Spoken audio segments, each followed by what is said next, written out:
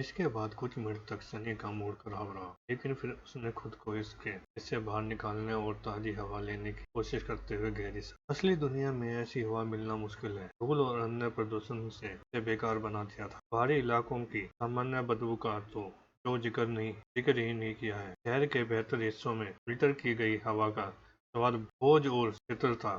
केवल बहुत अमीर लोग को ही वास्तव में शुद्ध सांस लेने की सुविधा प्राप्त थी, और यहाँ वह दूरी पीढ़ी के एबोल की तरह असीमित मात्रा में प्राचीन स्वादिष्ट हवा का आनंद लेने में सक्षम था। सचमुच मंत्र द्वारा सुने जाने के अपने फायदे थे। काश भयानक ठंड न होती, उसके पैरों में दर्द न होता और उसकी कलाई और पीठ में दर्द न होता। गुलामों का कारवां धीरे धीरे खुद को पहाड़ पर खींचता गया। अधिक से अधिक गुलाम लड़खड़ाते रहे और समय समय पर जमीन पर गिरते रहे। कुछ लोग चलने में असमर्थ थे, उन्हें जंजीर से उतार दिया गया और सड़क के नीचे खाई में फेंक दिया गया। सनी ने थोड़ी दया के साथ उन्हें गिरते हुए देखा। बेचारे साथियों, तुम शांति से आराम करो। कुल मिलाकर वह अच्छे मूड में थे। इस आपदा के बीच अच्छा महसूस करना थोड़ा अजीब था, लेकिन शुक्र है कि सनी के पास इस स्थिति के लिए खुद को तैयार करने का समय था। जब जादू के लक्षण पहली बार प्रकट हुए तो उन्होंने इसे अच्छी तरह से नहीं संभाला। साल का होने से पहले ही मर जाना कोई ऐसी बात नहीं है जिसका सामना कोई आसानी से न कर सके, लेकिन आखिरकार सनी को इससे उभरने में कई दिन लग गए। अपने माता पिता के अस्थायी विश्राम स्थल का दौरा करने के बाद, ठीक है, वास्तव में चूंकि वह इतना गरीब था कि समरण सुविधा से सबसे सस्ता तो भी वह वहन नहीं कर सकता था। यह सिर्फ एक पुराने पेड़ में खुदी हुई दो पत्तियां थी, और अपने लिए तीसरी पत्ती जोड़ते हुए सनी अचानक निश्चित हो गए। आखिरकार अब उसे पैसे कमाने, भोजन ढूंढने, अपनी सुरक्षा करने और भविष्य की योजना बनाने के बारे में चिंता करने की जरूरत नहीं थी। एक बार जो सबसे बुरा घटिया हो सकता है वह पहले ही घटिया हो चुका है, फिर डरने की और क्या बात है। इसलिए गुलाम बनना और धीरे धीरे ठंड में मर जाना उतना बड़ा सदमा नहीं था। इसके अलावा वह जानता था कि ठंड उसे नहीं मारेगी, सिर्फ इसलिए कि उसने पहले ही देख लिया था कि पहाड़ के आगे कारवा का क्या हादसा होने वाला है। जमीन पर बिखरी हड्डियों के ढेर की तस्वीरें अभी भी उसके दिमाग में ताजा थी। सबसे अधिक संभावना है कि यह राक्षसों का एक झुंड था जो कारवा में जा रहा था, और इससे देखने से हमारा कुछ भी घंटों में होने वाला था, दिनों में नहीं। इसलिए उसके पास अभी भी मौका था। अवसर का उपयोग करते हुए सनी ने अपनी स्थिति पर एक बार फिर नजर डालने का फैसला किया और सुनने को फिर से बुलाया। पिछली बार वह पहलू से बहुत नाराज था और उसने विशेषताओं का अच्छी तरह से अध्ययन नहीं किया था। हालांकि किसी ने पहलू जितना महत्वपूर्ण नहीं। गुण अक्सर जीवन और मृत्यु के बीच न्यायिक कारण होते थे। वे किसी के प्राकृतिक गुणों को और समानताओं का प्रतिनिधित्व करते थे, कभी कभी निश्चित क्षमताएं और प्रभाव प्रदान करते थे। भाग्य की डोरी आपके चारों ओर कसकर लिपटी हुई है। अच्छी और बुरी दोनों तरह की अस्वाभाविक घटनाएं आपकी उपस्थितियों से खींची जाती है। कुछ लोग हैं जो धन्य हैं और कुछ ऐसे भी हैं जो श्रापित हैं, लेकिन शायद ही कभी दोनों। आप में दिव्यता की हल्की सी सुगंध है, मानो बहुत समय पहले किसी ने इसे एक बार स्पर्शन किया हो। छाया आपको अपने में से एक के रूप में पहचानती है। हम दिलचस्प। सनी ने तुरंत ही अपनी दुर्दशा के मुख्य दोषी के रूप में पहले गुण को पहचान लिया। पहली नजर में ऐसा लग रहा था कि वह एक निश्चित भाग के लिए किस्मत में था। उदाहरण के लिए बुरी तरह से मरना और बिना किसी निशान के गायब हो जाना। लेकिन विवरण पढ़ने के बाद उन्हें एहसास हुआ कि वास्तव में भाग्य का मतलब सिर्फ यह था कि जब वह आसपास थे तो असंभव चीजें घटित होने की अधिक संभावना थी। मुझे लगता है कि इस तरह में अत्यंत दुर्लभ बेकार पहलुओं में से एक को प्राप्त करने में कामयाब रहा, और उसका एक अजीब संस्करण भी। यदि उसका जन्म स्थान गुण था तो अन्य दो पहलू से आए थे। कम सीधा था, यह स्पष्ट क्षेत्र के अंदर कुछ पवित्र स्थानों में प्रवेश की अनुमति देता था और कई प्रकार के जादू टोने को बढ़ाना था। चूंकि वहाँ कोई पवित्र स्थान नहीं था तो और सनी के पहलू का जादू टोने से कोई लेना देना भी नहीं, इसलिए यह बेकार भी नहीं था। एक अजनबी था, उसने इसके बारे में कभी नहीं सुना था और न ही उसे पता था कि इससे क्या होना चाहिए। कम से कम जब तक कि सूरज पहाड़ के पीछे छिप न जाए और आसमान में अंधेरा न छा जाए। उसे आश्चर्य हुआ जब सनी ने खुद को अंधेरे में पूरी तरह से देखने में सक्षम पाया, जैसे कि यह अभी भी दिन के समान उज्जवल था। अकेले इस क्षमता का उपहास करने लायक कुछ नहीं था, और यह बहुत संभव था कि छाया उससे कुछ अन्य फिर भी अज्ञात उपहारों में से पुरस्कृत करेगी। आखिरकार कुछ अच्छा हुआ। आशा है यदि कारवां रोको और डेरा डालने की तैयारी करो। प्रमुख सैनिक के आदेश का पालन करते हुए दास रुक गए और कांपते और थके हुए होकर जमीन पर गिर पड़े। छोटा सा रास्ता जहाँ सड़क चौड़ी हुई थी, चट्टान के उभरे हुए ढेर से हवा से कुछ हद तक सुरक्षित था, लेकिन आराम करना अभी भी इतना ठंडा था। सैनिक दासों को एक ढंग घेरे में रखने में व्यस्त हो गए। उन्हें गर्मी ताजा करने के लिए बहुत मजबूर किया और फीवर के गड्ढे में एक बड़ा अलाव जलाया।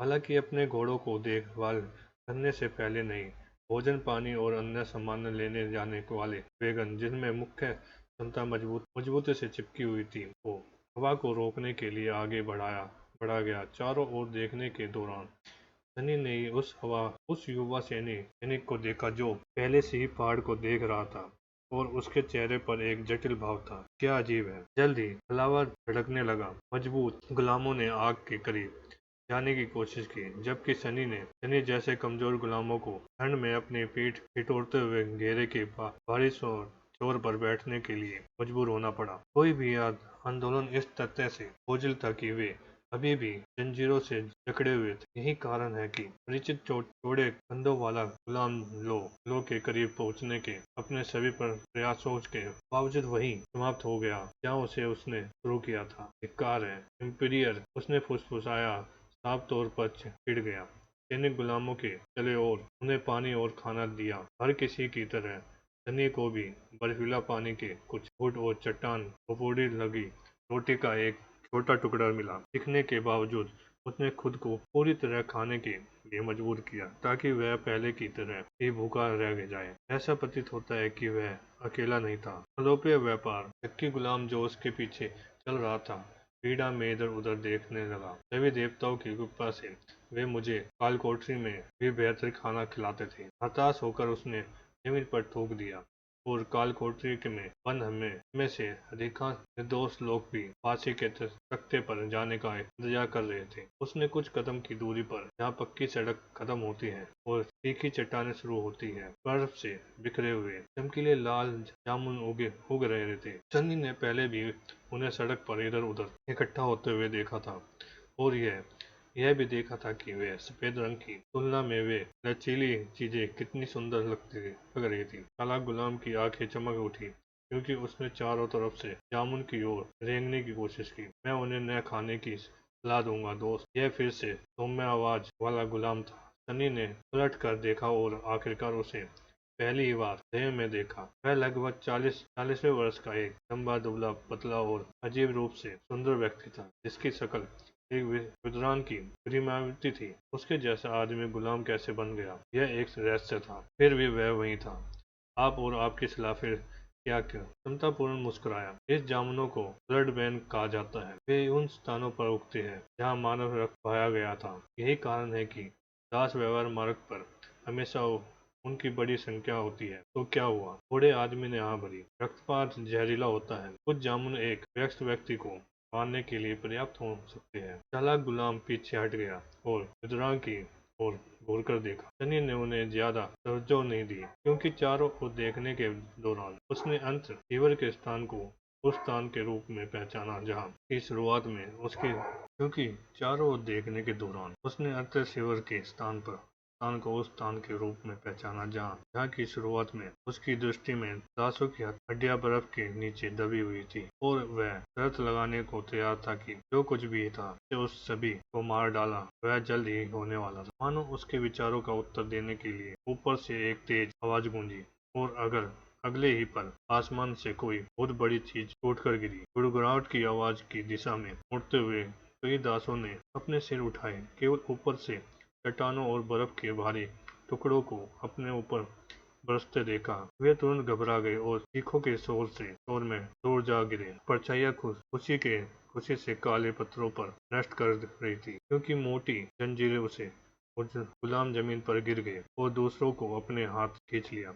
सनी उन कुछ लोगों में से एक था जो सीधा खड़ा रहा, ज्यादातर इसलिए क्योंकि वह ऐसा कुछ होने के लिए तैयार था। शांत और सत्य उन्होंने रात के आकाश को देखा। उसकी गुण समुद्री आंखों अंधेरे को भेद रही थी और एक मापा कदम पीछे ले गया। अगले ही सेकंड में एक आदमी के धड़ के आकार का बर्फ का टुकड़ा ठीक उसके सामने जमीन से टकराया और फट गया, जिससे चारों ओर तेज धारियां बरसने लगी। अन्य लोग इतने तेज नहीं थे, जैसे जैसे बर्फ और पत्थरों की बारिश होती रही, कई लोग घायल हो गए और कुछ की जान भी चली गई। वातावरण में वेदनापूर्वक चीखें गूंज उठी। अपने पैरों पर खड़े हो जाओ मूर्खों, दीवार पर चढ़ जाओ। वेयरवुल्फ सैनिक, जिसने कुछ घंटे पहले सनी को कोड़े मारे थे, गुस्से से चिल्ला रहा था। गुलामों को पहाड़ी ढलान की सुरक्षा की ओर ले जाने की कोशिश कर रहा था। हालांकि इससे पहले कि कोई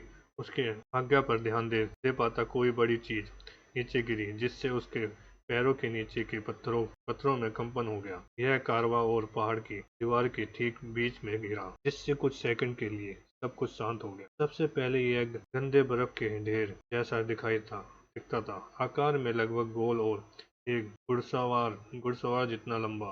हालांकि एक बार जब प्राणी ने अपने लंबे अंग फैलाए और उड़ गया, तो वह मौत के एक बुरे सपने की तरह पत्थर के मंच पर चढ़ गया। वह चीज कम से कम 4 मीटर लंबी होनी। सनी ने थोड़ा आश्चर्यचकित होकर सोचा। प्राणी के 2 रूट पैर थे, एक सीन झुका हुआ धड़ और आसमान से लंबे वसुंधरे हाथ। उसमें से 2 प्रत्येक भयानक हड्डी के पंजे के एक स्टेज के साथ समाप्त होते और अन्य 2 ये छोटे थे, लगभग मानव जैसी उंगलियों के साथ समाप्त होते थे। जो चीज पहली नजर में गंदी बर्फ जैसी लग रही थी, वह उसका फर था, पीला भूरा और फटा हुआ, इतना मोटा कि तीर और तलवारों को रोक सके। इससे सिर पर 5 धुंधिया सफेद आंखें कीड़ों जैसी उदासीनता के दासों को देखती थी। उनके नीचे उस तरह निकुले दांतों वाला एक भयानक मुंह आधा खुला हुआ था, मानो प्रयासों में हो। चिपचिपी लार प्राणी की ठुड्डी से नीचे बह रही थी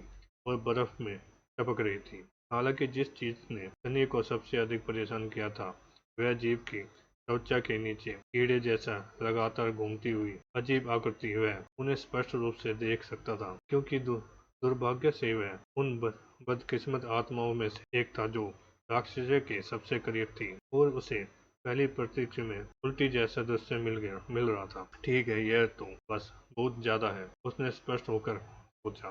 जैसे ही सनी ने वह विचार खत्म किया, सारा बवाल मच गया। जीव अपने पंजे उनकी समांतर दिशा में काटते हुए आगे बढ़ा, लेकिन सनी एक कदम आगे था।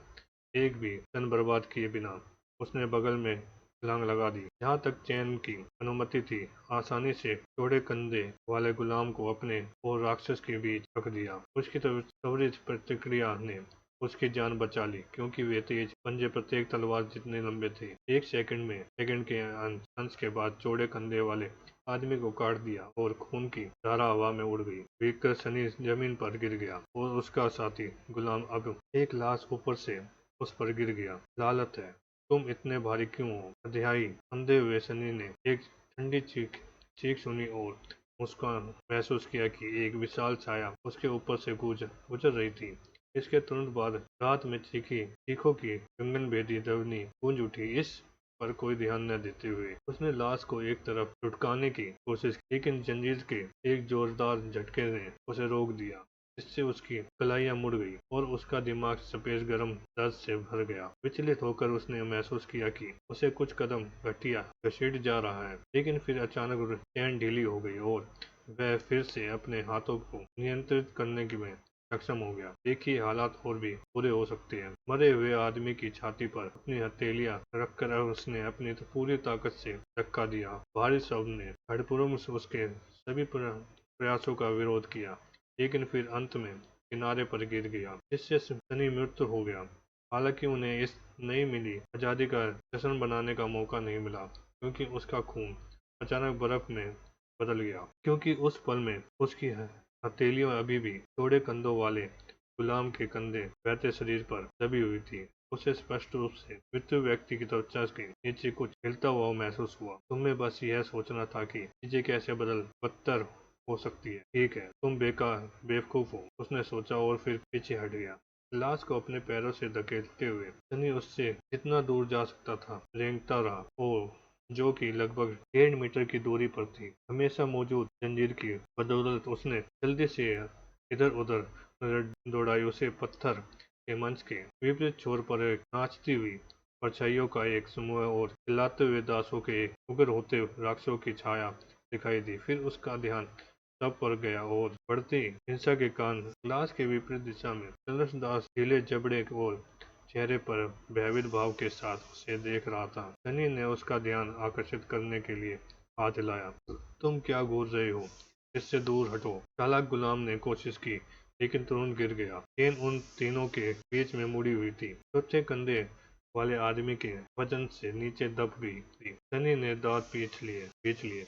उसकी आंखों के ठीक नीचे लाश के एक उपयुक्त कार्यपत्र में गुजर रही थी। अजीब हड्डी के उभार ने उसकी त्वचा को छेद दिया, जो कांटों की तरह फैल गया। मांसपेशियां उभरी हुई और सिकुड़ी हुई थी, मानो आकार बदलने की कोशिश कर रही थी। नाखून नुकीले पंजों में बदल रहे थे। चेहरा फट गया खून से सने सुई जैसे दांतों की एक बहुत सारी पत्तियों के साथ एक मुड़ा हुआ मुंह खुल गया। ये बात ठीक है अच्छी। विद्वान गुलाम उस तलाक से बस कुछ ही कदम पीछे था और भूत की तरह पीछे पीले चेहरे के साथ अपनी वीडियो की ओर इशारा कर रहा था। वह टिप्पणी मददगार नहीं थी, लेकिन परिस्थितियों को देखते हुए उसका झटका समझा जा सकता था। वीडियो में जकड़कर काफी बुरा था, लेकिन इस तरह की बयावत के लिए वीडियो में जकड़ना वास्तव में निश्चित था। लेकिन सन्नी का यह निष्कर्ष की चीजें सही नहीं थी। आत्मदया से नहीं आया। उसका मतलब सिर्फ इतना था कि यह पूरी स्थिति वस्तुतः सही नहीं थी। मंत्र जैसा कि यह सत्य था कि अपने सबर के नियम थे। किसी में किसी प्रकार की जीवन दिशा दिखाई दे सकते थे। इसके लिए भी नियम थे। प्राणियों का अपना पदानुक्रम था। ऑप्शन जानवरों से राक्षसों तक। उसके बारे में राक्षस, शैतान, अत्याचारी, आतंकवादी और अंत में पौराणिक साइंटिस्ट, जिसे आबदों के रूप में भी जाना जाता है। पहला लगभग हमेशा जानवरों और राक्षसों से भरा रहता था। शायद ही कभी इसमें कोई राक्षस मिला हो, और सनी ने कभी भी इसमें एक शैतान से अधिक शक्तिशाली किसी चीज के प्रकट होने के बारे में नहीं सुना था। हालांकि प्राणी ने स्पष्ट रूप से खुद का एक छोटा संस्करण बनाया था, एक ऐसी क्षमता जो विशेष रूप से अत्याचारी मंत्र के संपूर्ण और उसके ऊपर के लोगों के संबंधित थी। प्रथम में भी यह तानाशाह क्या कर रहा था। वह लानत विशेषण कितने शक्तिशाली थे, लेकिन विचार करने का समय नहीं था। यह अनुचित है या नहीं। अब केवल ये एक ही व्यक्ति था जो सनी को बचा सकता था। वह स्वयं चौड़े कंधों वाला आदमी जो उसके पास बचा था धीरे धीरे उठा। उसके मुंह से अजीब क्लिक की आवाजें आ रही थी। उसे पूरी तरह से होश में आने का समय दिए बिना सनी ने साफ दिया और ढीली हुई चेन की लंबाई पकड़कर आगे बढ़ गया। राक्षस की एक भुजा, जो अब 5 दांतेदार पंजों में पूरी तरह से संचित थी, उसने मिलने के लिए आगे बढ़ी, लेकिन सनी ने एक छोटी समझदारी चाल उसे दूर कर दिया। जिस चीज ने उसकी जान बचाई वह तत्व प्रतिक्रिया नहीं थी, बल्कि दिमाग की सरल प्रवृत्ति थी। सनी ने युद्ध की कोई फैंसी तकनीक नहीं सीखी होगी, क्योंकि उसका बचपन स्कूल के बजाय सड़कों पर बीता था। लेकिन सड़कें भी एक तरह की शिक्षक थी। उन्होंने अपना पूरा जीवन जीवित रहने के लिए संघर्ष करते हुए बिताया था। अक्सर वस्तु उस अनुभव ने उन्हें किसी भी संघर्ष के बीच अपने कंधों पर शांत दिमाग रखने की अनुमति दी।